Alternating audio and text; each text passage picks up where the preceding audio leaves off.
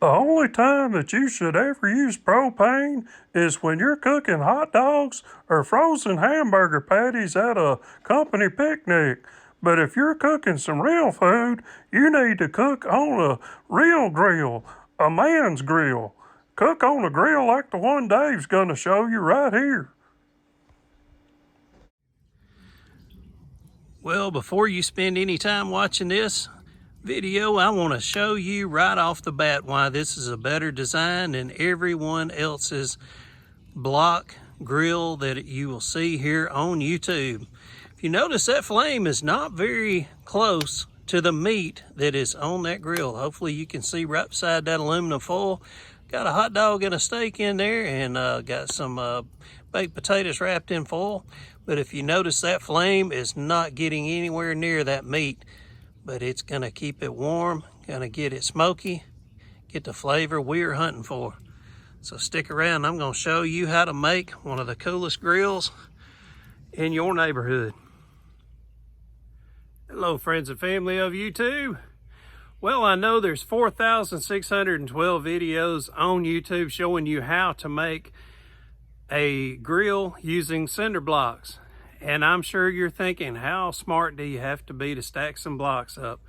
I'm telling you, I'm going to show you the right way to do it.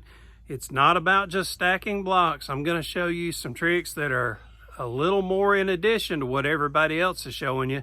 And I will also show you why and how they are doing it wrong. So y'all stick with me, and I'll show you how to make you a real good grill. You're gonna love it. Well, the first thing you got to do is make you a box that is 40 inches by 40 inches. That's the size that I'm gonna make this. So the inside diameter of this is 40 by 40. So now I've dumped 2 bags of pea gravel in there, and I like to get my hoe and put my hoe to work. Now I'm not talking about a woman that likes to have fun on Saturday nights. I'm talking about my garden hoe. So what I take, this garden hoe, and I spread these gravel out, get it kind of about the same layer all the way through, and get it ready to lay down my concrete. All right, so I got my gravel in there, leveled out, got me some cattle gate. Had this laying around, so I just cut this up, stuck that in there. If you notice, I got 4 rocks in here. That's to elevate this cattle gate, get it up a little higher so that it'll be right in the middle of the thickness of the concrete. So I may be doing this wrong, and if I am, hey, read the comments down below.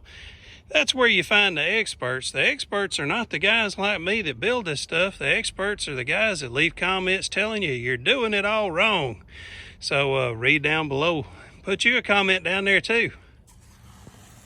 Old Dan Tucker was a fine man, washed his face in a frying pan, combed his hair with a wagon wheel, had a toothache in his heel.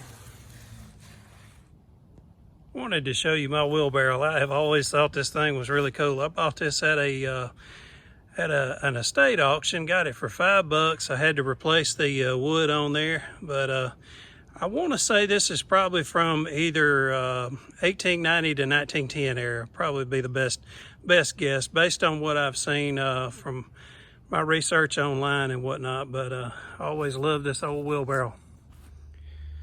And one of the first tricks I want to show you is start on a corner, start stacking, go either clockwise or counterclockwise. Either way, it doesn't matter. But what you don't want to do is you don't want to put one here, then one over here, one over there, because you're going to end up having to scoot them around trying to fit them inside of each other. So you always want to run in a line, okay? So every video I watched, every one of them would just jump around, and they ended up moving the block 6 or 7 times. So I'm trying to save you some time from having to do that. Okay, you can see that I went starting on that front there. I put 2, then I put 2 more. Now I need a half. What I did here is I had one that was a little messed up, like it was broke right across here.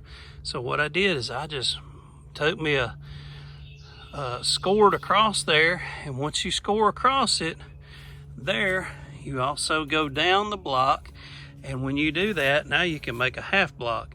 So that's what I did, is I made a half block. And I'll show you another trick here in a few minutes. And this is what I used. It's a chisel, and it's made for this kind of thing. This is what I used to score across these cinder blocks to make me some half blocks. Now, the other thing that I'm trying to do is I'm trying to keep the ones with on the front here to where they have a clean edge. If you notice, some cinder blocks are shaped like this on the front with like a U shape, and the ones that I'm wanting to keep on the front, as many as I can, are the ones with a flat edge on the front. Give it just a little nicer look. I want y'all to check out this spider. See if I can get him wound up here. Get him move around where you can see him a little better. Look at that sack on that thing. Little baby's in that sack. Man, you stomp on that thing, little baby spider's gonna run everywhere. Woo! Thing big as a silver dollar. And I'm trying to use what I have on hand as opposed to buying stuff. So I did not have enough half blocks. So this is the trick that I'm pulling. I'm stacking up 9 bricks here along the front. You can see they've got holes in them, but these holes are running right into the face of this brick here. So they're not gonna affect anything. They're not gonna affect how this grill breathes or doesn't breathe, or how smoke will be coming out. Still gonna work out fine, and it'll look okay, and it'll still be stable. So it'll make a little more sense as I continue stacking these up as we go. And now I want to show you what everybody else is doing wrong. If you notice, I am 2 cinder blocks high right now. You take a tape measure to that, you're looking at right under 16 inches.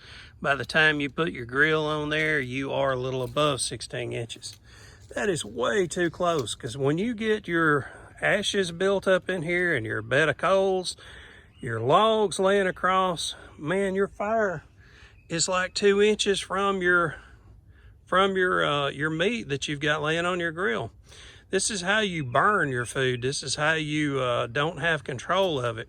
So what we want to do is we want to go another layer, and I've got another trick, and I'm going to show you another thing that people are doing wrong. Now, one reason I like to use these bricks like this stacked up instead of using a half block like this, if I ever want to pull one of those bricks out to add a little air circulation in there, I can do that. So these work fine, but once you put that in there, you're stuck with it, or you would have to pull out a half block and have a huge hole back there, a huge gaping hole. But if you ever wanted to just take one of these out, give it a little circulation, you can. So that's another little feature I like to explain to you. And what you want to do is just leave it pushed back a little bit like that. Kind of see it from the top a little better. And that way it gives you the ability to slide it in and out from behind. And just to show you that even once you stack on top of it, you can still slide the brick in and out. Just wanted to show you that, because I'm sure some people would probably think you couldn't. So yeah, not hard to do at all. All right, now I'm going to show you something else that I haven't seen anybody else do. If anybody else is doing this on YouTube, I did not catch their channel. This is something I came up with on my own. Anyway, what I did is I went to the center of this square right here. Go to the center of that square, go down to the center of the block, and that's where we're going to drill a hole using a masonry bit.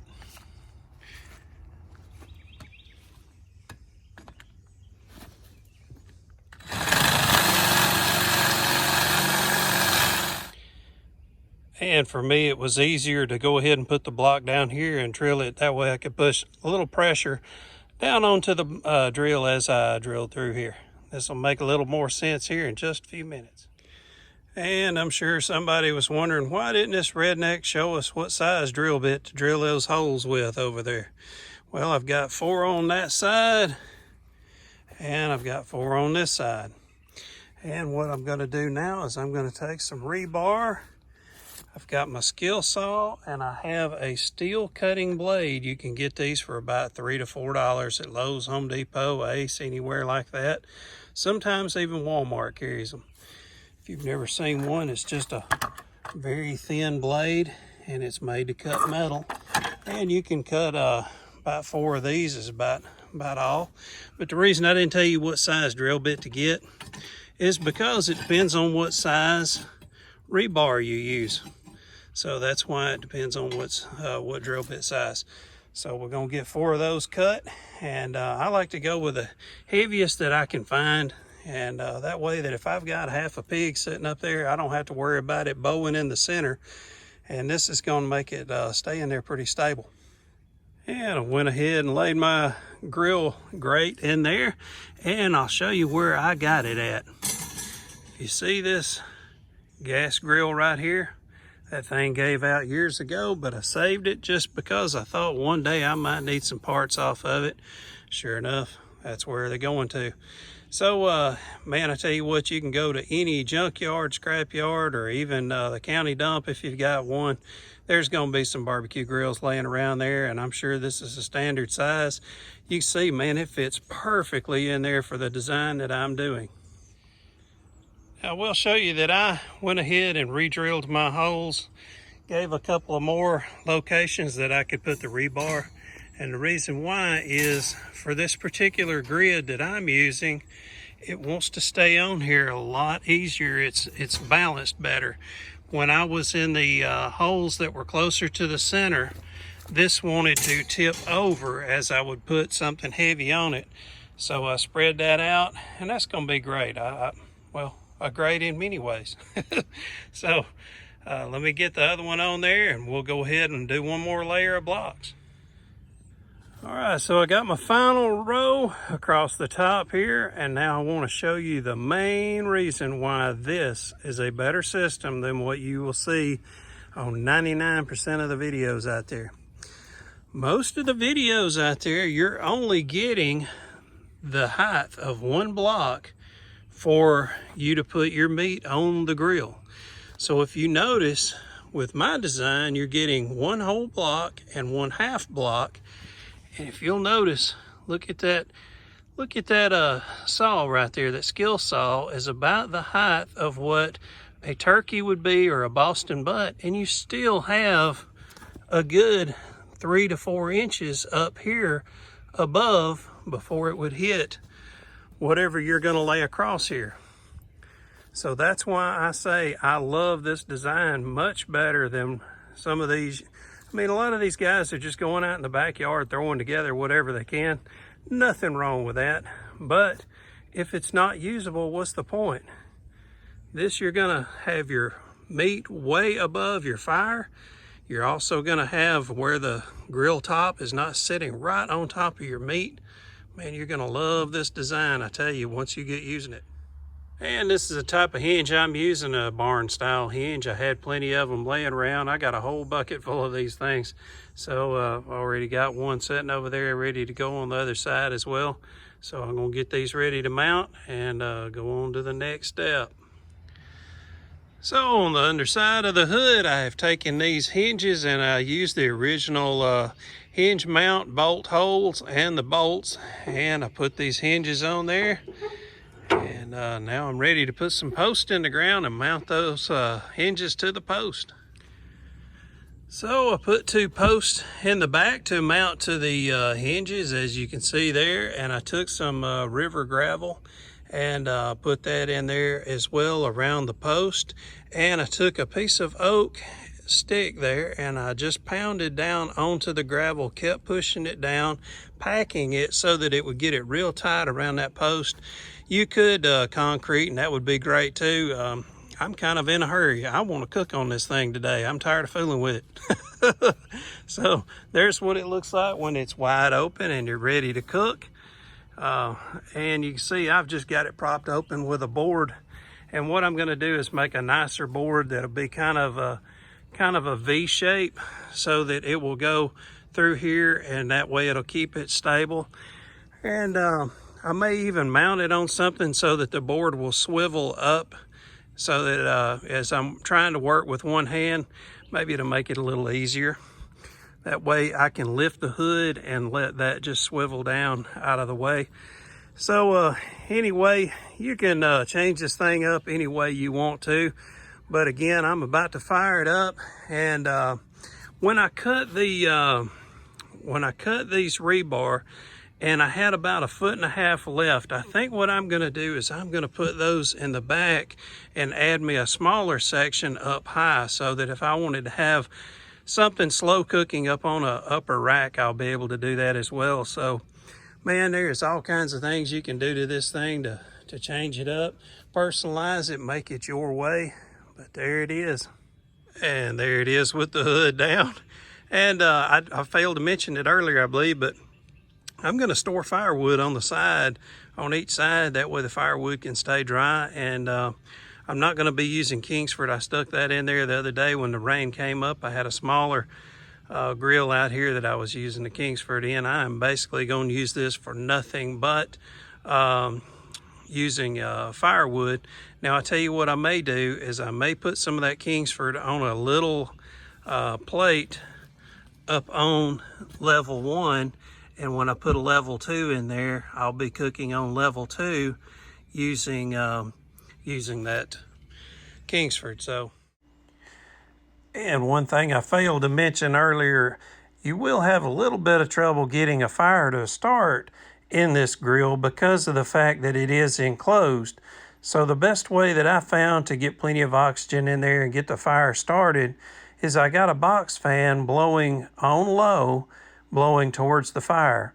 And once the fire really got going real well, I could turn the box fan off. So it was just a good way to get it started going. Man, you can see how well that thing's burning now. And look how the flame is several inches away from the food. It's not gonna scorch it, gonna do it just right. Thanks for watching. Leave some comments down below. I appreciate y'all spending some time with me. See y'all soon. Bye-bye.